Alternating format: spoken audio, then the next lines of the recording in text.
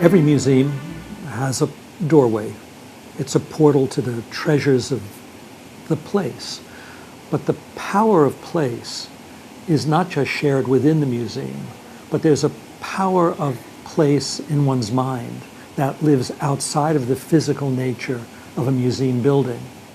And part of the new museology is to make sure that the messages of the museum are pushed out of the museum, are pushed out using new digital technology, using new media, so that many more people can share the messages of the museum without even have to being there, without even having to walk through the physical portal. One of the important lessons of the Museum of World Religion is what stays with you after a visit and what you imagine it to be even before a visit. And that's something that happens in your mind. It's something that you anticipate. It's something that you take with you after you've been there. And it's that lingering thought about the museum that's one of its primary message. How do you become thoughtful? You don't have to visit the museum to become thoughtful, but you do have to think about the lessons of the Dharma Master. You do have to think about the way of the Buddha. You do have to think about how to be honest in the way you live your life outside of the place of the museum.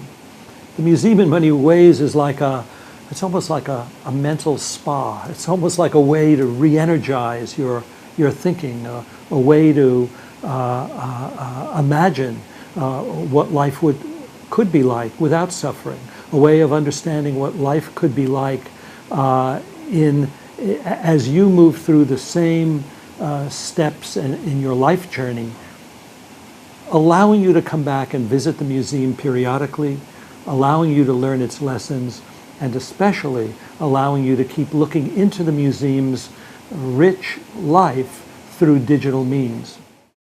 What a special occasion it is to celebrate 15 years of the Museum of World Religion sharing its story with the people of Taiwan and to visitors that find their way to the museum from all over the world.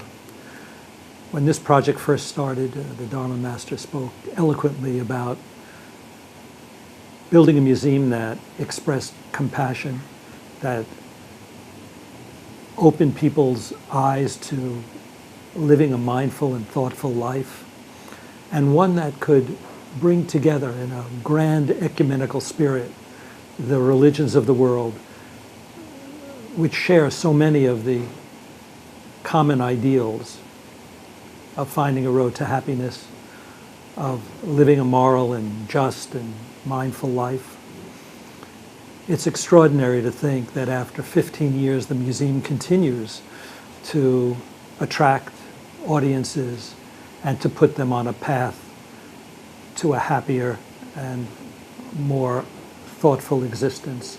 So I send my deepest congratulations to the Dharma Master for his extraordinary vision and for his persistence in ensuring that this message of compassion and hope extends out into the future.